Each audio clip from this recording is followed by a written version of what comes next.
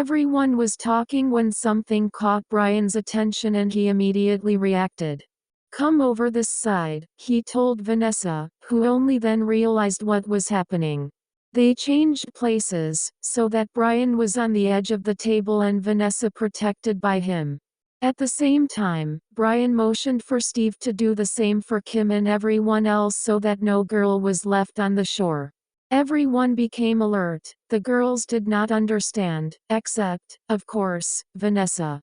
At the door was a group of about 20 gang members. Witness protection turned him into a girl. Chapter 6.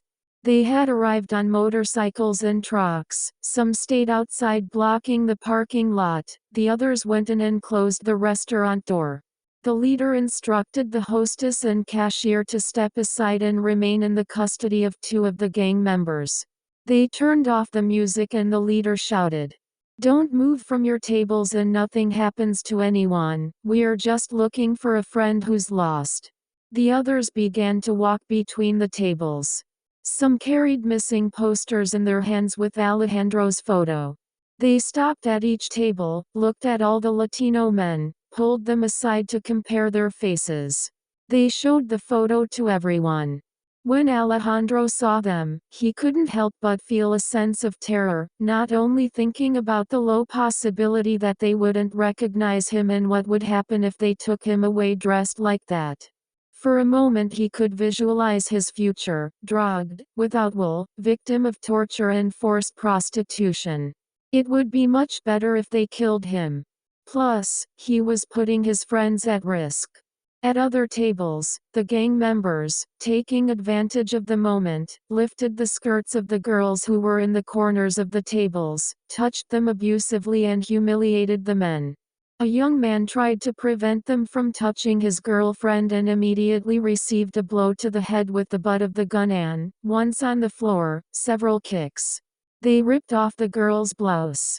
"This is going to happen to anyone who wants to play the hero," the gang member shouted as he aimed at the unconscious boy's head.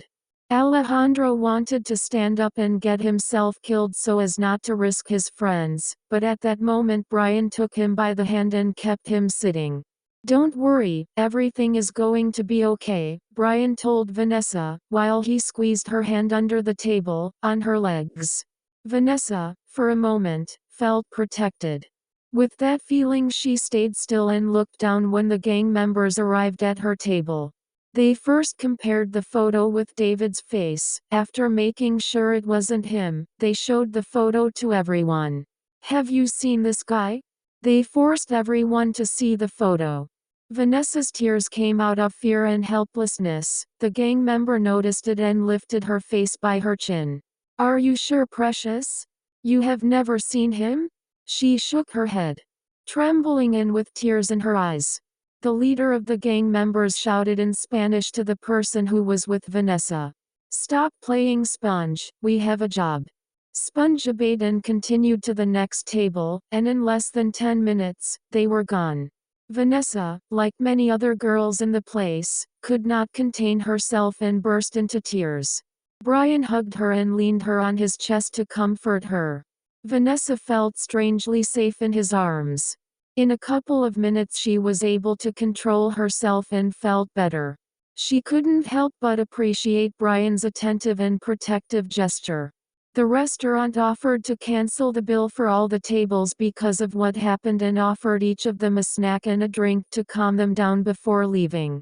Still, many tables left before paramedics took the beaten young man away. At their table, they stayed there for another half hour before leaving, much calmer. As expected, when they left, Vanessa was still extremely nervous, which probably caused her to trip and break one of her heels. Between the sprained ankle and the flat shoe, walking home seemed impossible. Brian leaned down, seemingly to help support her, but surprised her by carefully and lovingly picking her up. Vanessa tried to argue, but Brian told her, "Don't worry anymore, I'll take you to your apartment. Today has been a difficult day for you, let me help you. But, plus, you don't weigh anything," he concluded in a joking tone. At that moment, Kathy put her broken shoes in her hand and said, "Don't argue. Sometimes it's worth letting ourselves be treated like princesses. Vanessa turned red and smiled, soon allowing herself to rest her head on Brian's strong arm.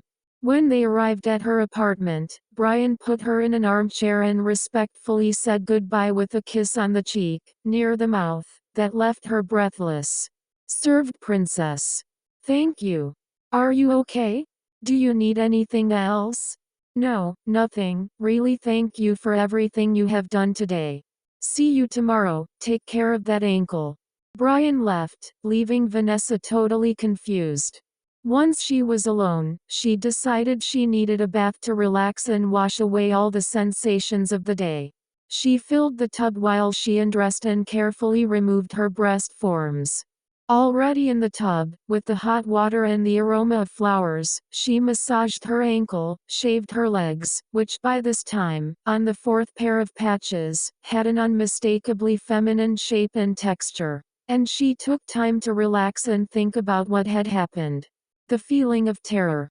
She was sure they would recognize her. They brought his photo. How is it possible that they haven't recognized her? She was willing to attack them or run to provoke them to shoot her. She couldn't risk being caught dressed. Without a doubt it would have been worse. Brian's hand gave her the peace of mind and strength she needed not to break her cover. Brian protected her from the beginning. The guys protected all the girls. They changed places so that the girls were not exposed, then his hand was on her legs and then, when he picked her up and carried her. Brian wasn't unpleasant. In fact, any girl would say he was quite handsome, but Alejandro wasn't attracted to men.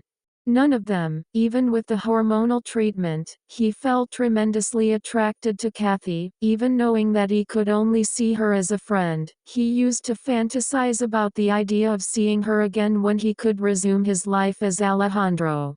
On the other hand, she couldn't deny the feeling of safeness that he gave her when he took her hand, nor that it was nice to feel that he was willing to take care of her. In fact, she liked feeling protected by him, and even more so. She had to admit that when the danger had passed, she had enjoyed the trip in his arms. What was happening to him? Did you like Brian? He had never liked a man. No. It wasn't attraction to Brian, it was just the situation that had caused all these emotions. Maybe she just liked to be treated like a princess. He decided to convince himself that it just made sense. After all, who wouldn't like to receive attention, be cared for, be protected, and pampered like a princess? That life was definitely not bad at all. As soon as that phrase crossed his mind, he was terrified. Was he really thinking that? Okay, it was better than thinking about Brian. He decided to stop thinking about all of it and put all his attention into finishing removing the hair from his legs and armpits. Then he relaxed for a moment in the bathtub. When he decided to get out of the tub, he felt much more relaxed. He dried himself off and suddenly found his image in the mirror. There they were. He could no longer pretend that he didn't see them or that it was simply inflammation from the glue. He clearly had female breasts. They weren't huge, but they were perfectly shaped and defined, probably enough to fill a B cup.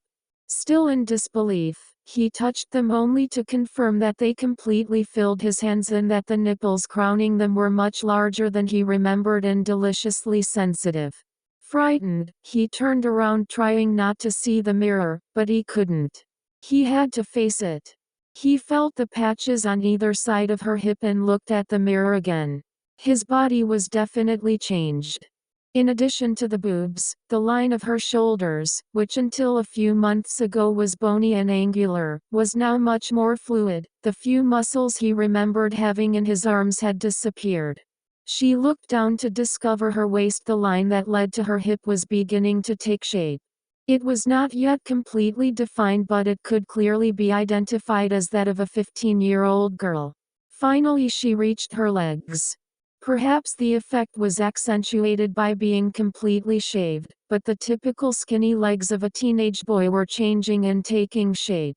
She turned a little to see the shape of her waist and her bottom from the side. She couldn't help but let a sense of pride and satisfaction express itself through a big smile. Except for the tiny bulge between her legs, it was the body of a girl like any of his friends. She put on her nightgown, opened the curtain and went to try to sleep despite all the mixed emotions she had. She felt very afraid, because of the way her body was changed, but at the same time, she liked what she had seen in the mirror. She liked to feel pretty. She didn't want to think about Brian, but she liked being treated like a princess. She didn't want to think about the long term, but this life wasn't bad at all. With these thoughts she fell asleep. The next morning was Friday. Knowing that on Saturday she would go with Special Agent Costello, she decided not to put on the breast forms. Instead, she just chose a bra with a little padding. As was customary, she chose her outfit, which this time included a loose top, to hide the change in her chest. She put on makeup, combed her hair, gave her nails one more coat of clear varnish and went to school. The day passed almost normally. No one seemed to notice the change in her boobs other than her. Suddenly, without the breast forms, she felt much more comfortable and much more natural. There was only one moment when he missed them, which was when he finished finance class. Before leaving the classroom, her friends Kim and Kathy approached her and said, "As soon as everyone leaves, you go to his desk, show him a little leg, a little cleavage and ask him for help with the homework." Vanessa was super nervous, but she knew that she no longer had any options. The assignment was due on Monday and she didn't want to spend the weekend doing it. When everyone left, she went straight to the teacher's desk and with the best spoiled girl voice she could say, "Professor, do you have a moment?" "Yes, of course. What do you need, Vanessa?" She leaned over the teacher's desk in front of him. "I just can't handle the homework, teacher. It's a lot." At that moment, she felt how her blouse was loose, opening a space in her neck through which the teacher could perfectly see her breast, and she noticed how the teacher's gaze, without any concealment, went directly to her neckline. She felt totally exposed and couldn't help but cover her cleavage like any girl would have done and straighten up, which resulted in an extremely feminine and even sexy movement. "It's the same homework that everyone has to do," the professor said. "Not everyone, teacher, I know. Okay, there are some special cases. Well, what's happening is with theater rehearsals and volleyball practices, I don't have time." Vanessa said while, this time consciously, she gave him another short look at her neckline. "How is it? Are you into volleyball and theater?" he asked, feigning interest. "Yeah. And I only have Fridays left for all assignments and all subjects. I didn't know you were such an active girl." "Let's see, sit down and tell me about it." "Those are two different activities." Vanessa turned to look at the nearest chair and was about to go for it when the teacher stopped her. "No, don't go, sit here." Pointing to the desk. "Here?" Sitting sideways at the desk. "Yes, just a moment," he said. Looking at her legs. "Let's see, what do you like the most? Theater or volleyball?" Vanessa answered theater without thinking about it, actually, surprising herself with the statement.